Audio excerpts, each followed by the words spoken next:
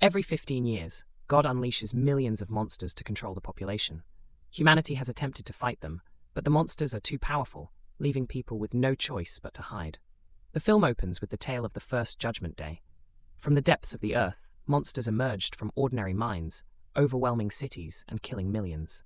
A brutal war ensued, but eventually, the monsters were eradicated. In response, protective gates were built over the former wells, designed to shield people from future invasions. 15 years have passed, and the world has slowly begun to recover.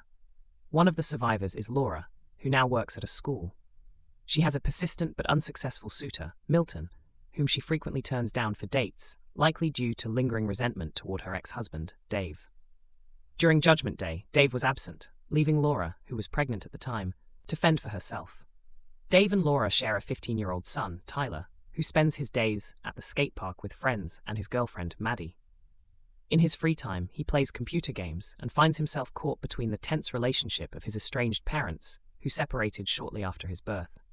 Meanwhile, tension is rising. An eclipse looms, a known precursor to a potential monster invasion. Seismic activity is increasing, prompting emergency checks by dome personnel, and the news is filled with unsettling reports. Fish are dying off en masse, a phenomenon that occurred right before the first Judgment Day. The migration patterns of animals are equally alarming, mirroring the events of 15 years ago. Tyler is spending the weekend with his father when the phone rings.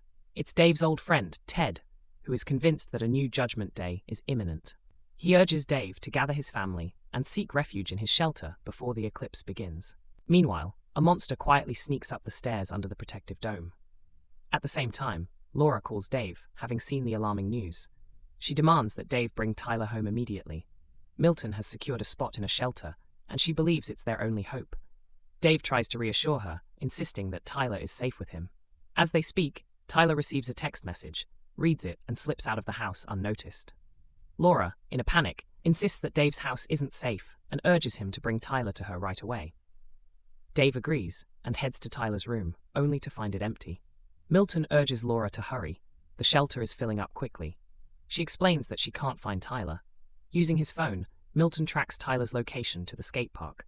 Indeed, Tyler is there with Maddie, who is anxious because her parents have left her alone. She's scared and pleads with Tyler not to abandon her. Tyler promises that he won't repeat his father's mistake and vows never to leave Maddie behind. Suddenly, the cry of birds fills the air as massive flocks fly in the same direction. Panic spreads through the park, and people start fleeing the town. Dave rushes to the park to find Tyler, but gets stuck in a massive traffic jam, forcing him to abandon his car and continue on foot. Meanwhile, under the dome, a worker checks the instruments. Strange rustling and noises fill the air. Suddenly, a monster appears, attacking and brutally killing the worker. Nearby soldiers open fire, but their bullets are ineffective against the creature. Tyler and Maddie watch in horror as panic ensues around them. Dave arrives just as Tyler explains that Maddie has nowhere else to go, and he couldn't leave her behind. Laura pulls up with Milton and takes everyone to the shelter, where they have reserved spots. With just over an hour before the eclipse, chaos grips the city as people desperately try to escape, causing traffic jams everywhere. They finally reach the shelter, but it's heavily guarded by the military, who are only allowing women and children inside. Dave instructs Tyler to take care of his mother and sends them into the shelter, while he and Milton stay behind in the crowd. But Tyler, unable to leave his father, runs back to him. Laura and Maddie chase after him. Tyler shouts, "He's my father, I won't leave him." At that moment, a message appears on the scoreboard. The shelter is full.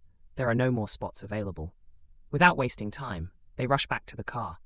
Dave suggests heading to Ted's hideout in the desert, while Milton proposes taking refuge at the nearby school, which has a basement. They encounter another traffic jam, with dozens of cars blocking the road. Forced to abandon their vehicle, they start on foot. An earthquake begins as the solar disk is engulfed in shadow. The eclipse has started. Under the protective dome, the monsters break free, swarming the city, crawling, flying, and spreading chaos. Dave suggests they leave the city, believing it to be far too dangerous to stay. He wants to drive, but Milton protests. It's his car, and he insists he knows how to keep everyone safe. The argument escalates between them until a flying monster suddenly snatches Milton, lifting him high into the sky. Laura screams in terror as Dave quickly pushes her into the car, and they attempt to escape the nightmare around them. They drive along a canal. with Dave reassuring the children that everything will be fine and that they'll find a way out.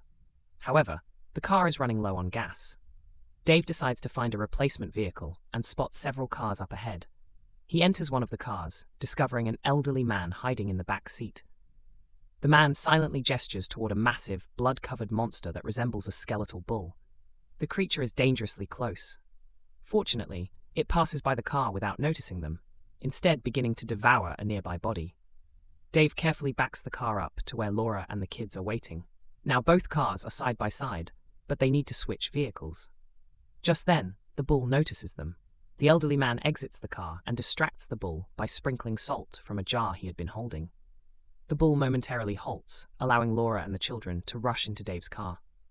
The bull then charges at the man, tearing him apart, but Dave manages to drive away in time. As hordes of monsters swarm the city, Dave drives along an abandoned mountain road. They finally reach Ted's hideout, which is a well-fortified concrete bunker. Despite knocking, no one answers, and the doors remain closed.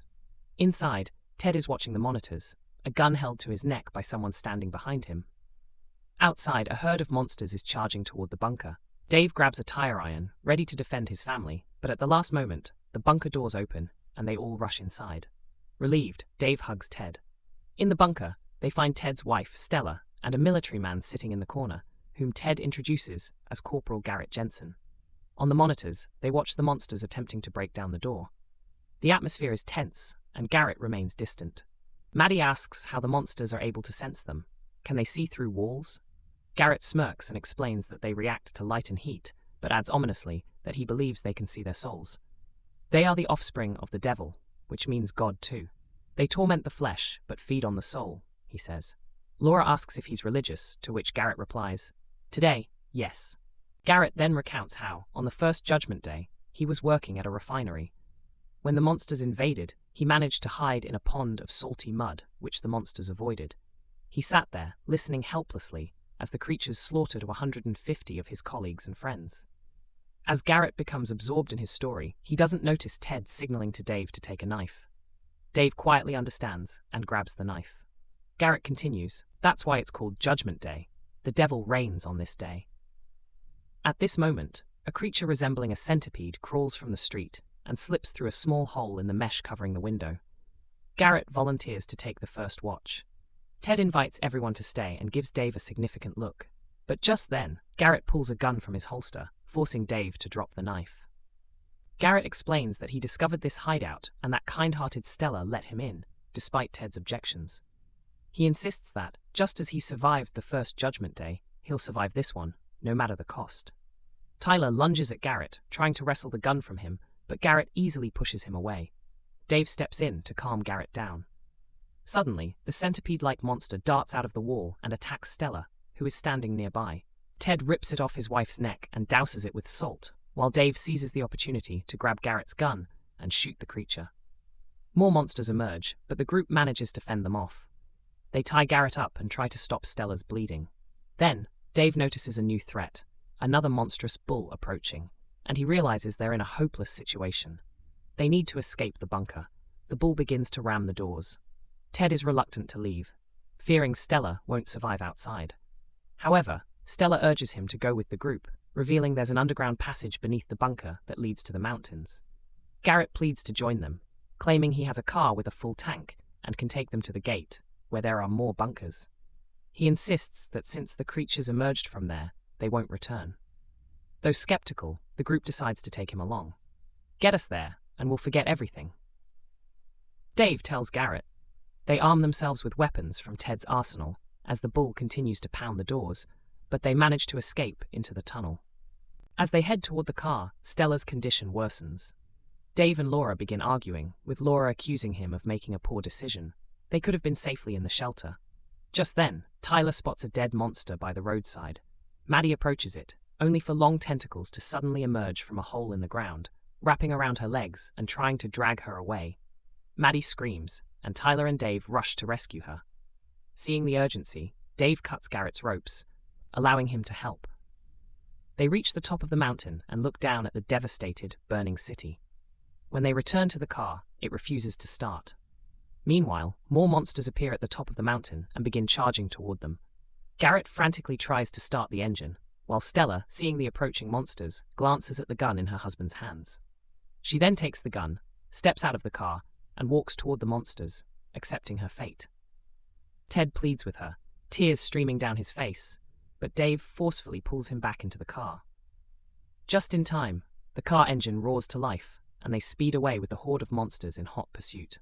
On the way, they pick up a radio signal, reporting that most shelters have failed to withstand the onslaught and have been destroyed.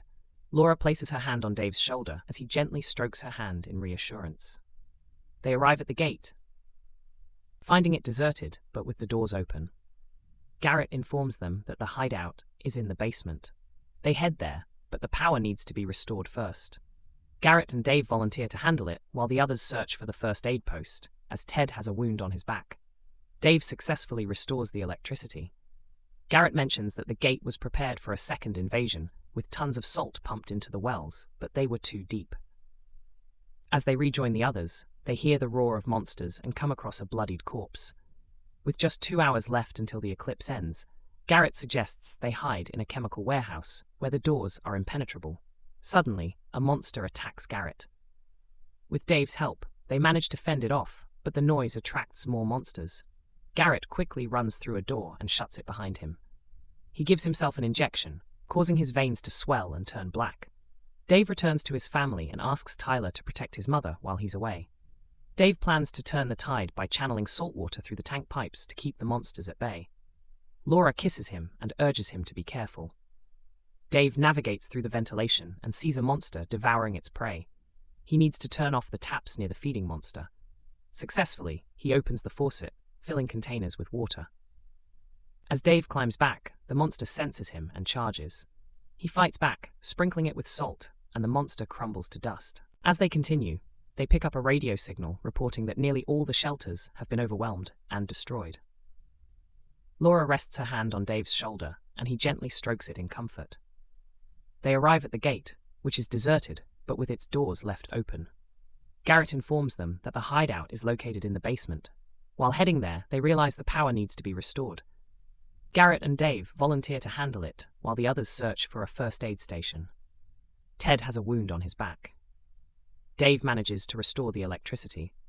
Garrett mentions that the gate was fortified all the monsters retreat through the gate, with tons of salt pumped into the wells. Children and Laura rush out to an open area, where they find Garrett standing with a gun. He shoots Tyler, coldly stating, "This isn't our world anymore. He won't survive anyway. God's taking a day off," and prepares to shoot again. Laura tries to shield her son with her body, but Dave rushes in and strikes Garrett in the head with a fire extinguisher. Garrett falls to the ground, and Dave immediately embraces Tyler and Laura. Just then, a massive monster emerges.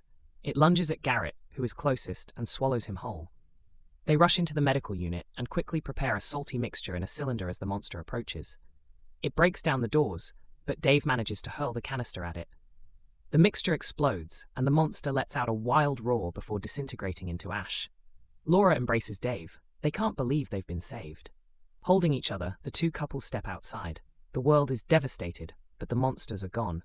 This might just be a brief respite, but one thing is certain: life will be reborn, and light will always triumph over darkness. Thank you for watching the video. If you enjoyed it, please like, comment, share, and subscribe. Thank you.